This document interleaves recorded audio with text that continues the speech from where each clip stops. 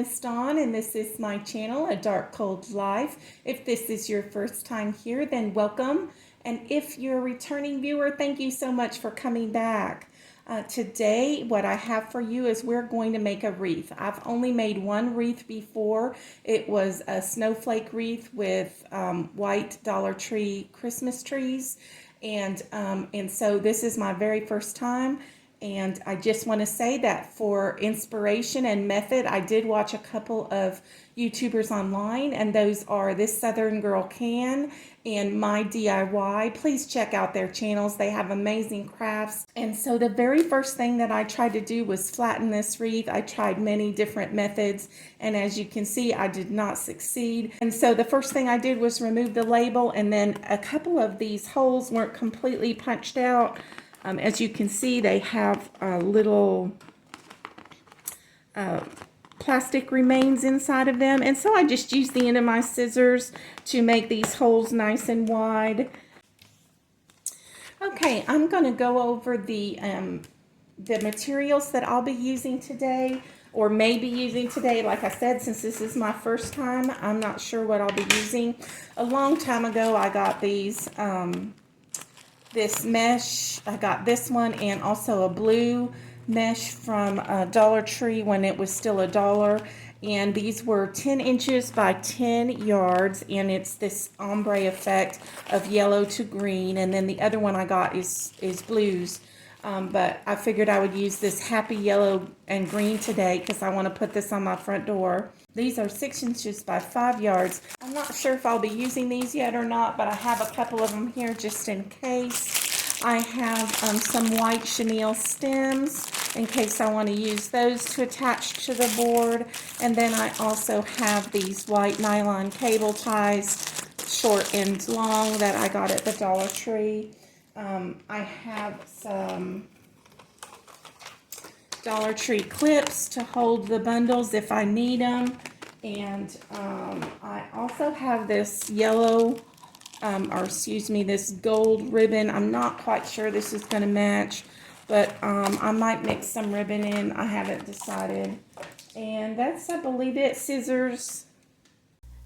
Okay, the lady at My DIY cut a 10 by 10 inch square piece of cardboard, and then she wrapped the mesh around the cardboard and then cut along the edges of the cardboard to make 10-inch square pieces. This is apparently to be able to cut a lot of mesh faster in 10-inch squares. This method worked really nice for me on the ribbon and the smaller mesh, but on the larger mesh I had wrapped the entire roll around the cardboard, and it was a little more difficult to cut along the edges of the cardboard. So you either have to cut in smaller layers or wrap a smaller, only half the roll around the cardboard or a quarter of the roll around the cardboard before you cut those pieces. And so I'm just putting that through there because I want to make sure there's enough, and it looks like there's enough to put a bundle in there. And so I'm just going to start this one, just enough, just till it starts clicking. And then I'm going to go ahead and put this all the way around the board just to make it easier for me. And so, okay, so I have put loops all around the edge. And I have, as you can see, I just want to make sure you can see that I have skipped a space of approximately 1 inch between each one. And this is going to be the side that we trim eventually. But, and so now I'm going to go in. I believe that This Southern Girl Can skipped a row and went to the next ones, and so that's what I'm going to do next. And there is our second round of loops, and now I'm going to skip the next row and we'll do one last circle. Okay, so we have a circle left in the middle, and I'm okay with that because I'm going to put something in the middle here of the wreath. Okay, so I did some experimenting off camera and came up with what I think I'm going to do. and we'll just have to wait and see if it turns out. We're going to have fun and see what it looks like when it's done. And so I'm going to, since this mesh is a little thinner than what was used in the videos that I watched, I've decided that I'm going to double it up. And if I don't like it, then I'll just take it all apart and we'll start over. But the folding method that I'm using is from this Southern Girl can. Okay, I'm going to walk through this again. For the first one, I have the yellow at the top and the dark green at the bottom. For the one on the inside, I have the dark green at the top and the yellow at the bottom. We're going to twist it so that it looks like a diamond instead of a square. We're going to match up the two corners, and we're going to bring that down approximately to the middle. We're going to match up these two corners, and we're going to bring that over so that we have like a little flat strip. Then we're going to gather them in the middle. We're going to flip that over so that the petals curve on the inside. And then I'm just going to twist this and bring it up and over. And so it's like that. And then we have our little bundle. And this one has the yellow on the outside, and this one has the yellow on the inside. And we will trim these ends up. That's about the length of my nail, maybe a little bit longer. We can slide it down a little bit and give us a little more oomph on the outside. And let's see what we end up with. So I'm going to go ahead and do the entire outside circle. I realized after doing a couple of those that I can make these loops a little bit smaller so that it's a little bit easier to close these up. Okay, I just wanted to turn the camera back on and show you what I've got so far. I have the entire outer rim completed, and I think it's looking okay so far. Okay, so I'm going to keep going with that inner ring. Okay, there we have the inner circle complete. It's not as full as I would like it to be, and so I'm trying to come up with a remedy for that. Okay, so what I've decided is because I have a lot of the white mesh, I'm going to go ahead and double this up and make it a little bit fuller in the middle. And I may use the rest of the green and yellow ombre to try to fill out the bottom a little bit more. I haven't decided yet. I want to see what this looks like once I get the white on. Make sure I have those all, and I do. Okay, so I'm going to go ahead and do some white bundles now. I did go ahead and cut up an entire row of the white bundles. I made these 10 inches long. I should have probably made them 6 inches long so that they would be squares instead, but we're going to go with what we have. I wasn't thinking about that, but if you use a smaller mesh on the inside, you might want to make it a square as opposed to what I'm going to end up with here. I'm going to try 2 of these since this is so thin.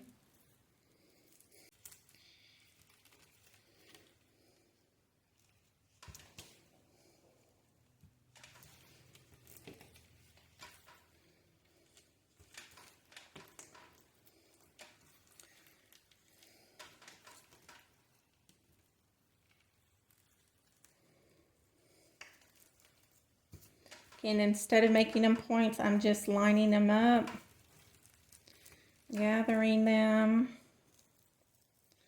The ribbon isn't as visible when you have 2, but let's see what that looks like.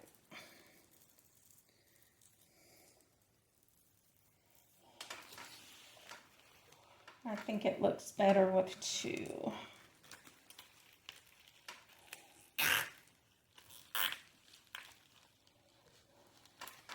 And so there's an example of the single and with 2, and I think I like it better with the 2. Again, this is an experiment. You can tell I'm not a pro at this for sure. But I hope it just shows you that, you know, I was a little intimidated to try this, but it's not as difficult as I thought it would be. And I just think it might be like everything, and it's going to take practice to become really good at it. And I'm just going to keep going and fill out that center a little bit. Okay, so I'm going to trim these cable ties in the middle. Okay, so what I'm going to do now is I'm going to try to fluff this out a little bit. I'm not liking the fact that you can see the wreath board, and so this just might be a failed first attempt. And so I'm going to see if I can fill in some of these, cover up some of these spaces by fluffing these out and separating them. See, like right here we have a big spot. I think we could put one right there and fill it in a little bit more. So we have another hole here that I'm going to add another bundle to. We're just going to see what we come up with here. And I'm going to put a loop right over that one.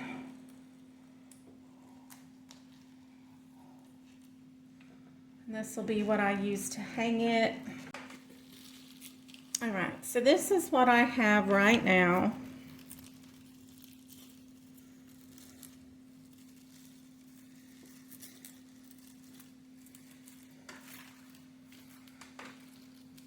And I tried to fill in the holes as best I could, but the fact of the matter is this is just thin mesh.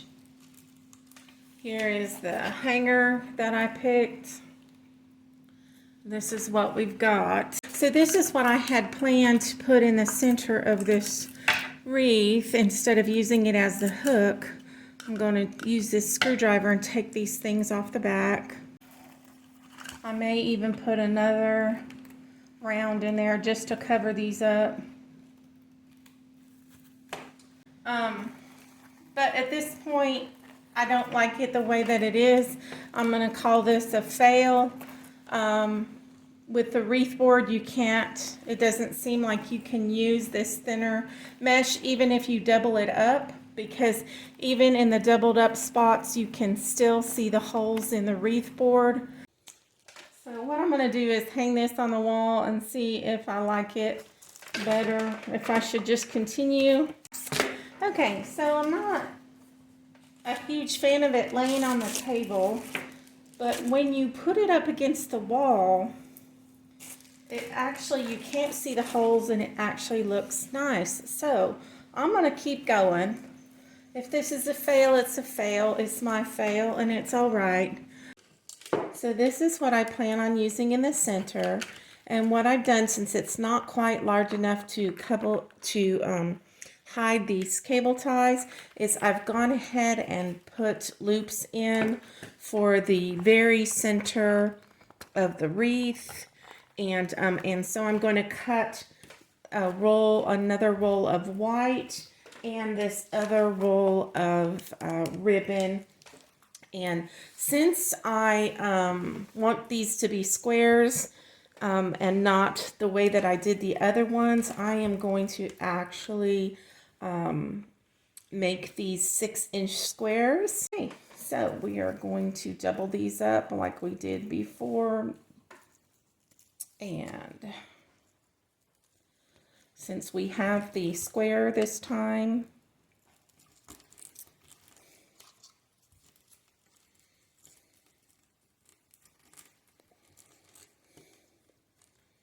I'm going to put it in the diamond shape, bring this down, bring this up.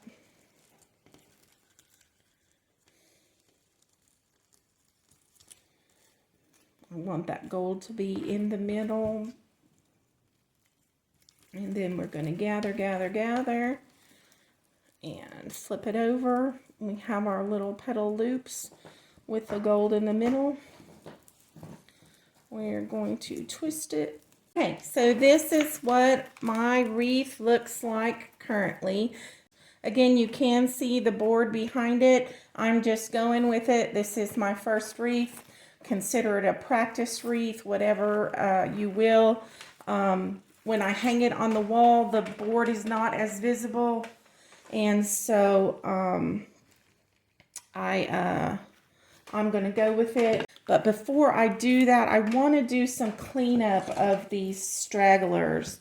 I'm just going to try to trim them, the ones that look really, really bad. Okay, so I have glued on these chenille stems. Just getting some of the glue strings off of there.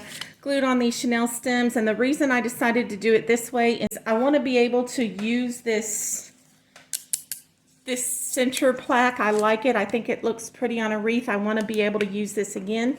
And so at the end of the season, my plan is to take this off, to cut off all of this stuff, and then I can reuse the board with perhaps thicker mesh. But I will get at least a season out of it. And so I'm just going to thread these through. Okay, there we go. I don't want to pull it down too much. So I think that's good. I'll just tighten them where they are.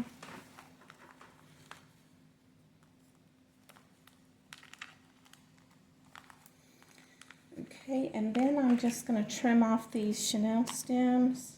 Okay, one thing I do have to say about this wreath board is that it does look very neat on the back. So you may not, depending on your views, you could cover it if you wish by putting felt or material or even another wreath board on top to make it look neater. But I think it looks fairly neat as it is. And there is my attempt at a wreath. I think most people would consider this a fail. I think it looks pretty considering it is my very first wreath with using a wreath board and using mesh and a wreath board, both. I'm going to go ahead and hang this on my door and take a picture and see what it looks like actually hanging up. I just wanted to give some final thoughts. First of all, after you complete the wreath, you can't really tell that the wreath board is bent, so I don't think that is an issue. I did have a lot of fun making this wreath. The thing that I hated the most was the mess that it made. It is a very messy project. I don't know if that's because I used Dollar Tree mesh or if it's just always going to be messy. I do like the fact that parts of this can be reused for future crafts, like the hello plaque that I used in the middle, and the wreath board itself. I also like the fact that for people who are on a strict crafting budget, you can still get something that looks nice and have fun making it and for a reasonable price. I do think this may have looked better if I had had more of the mesh and could have filled in every single circle on the board, or just even a higher quality mesh. But at this time, my crafting budget didn't allow for that. And that's it. If you like what you see on this channel, please click that like button, share the video with your family and friends, subscribe to the channel, and comment down below. Otherwise, come on back and see me again sometime. Thanks, and bye-bye.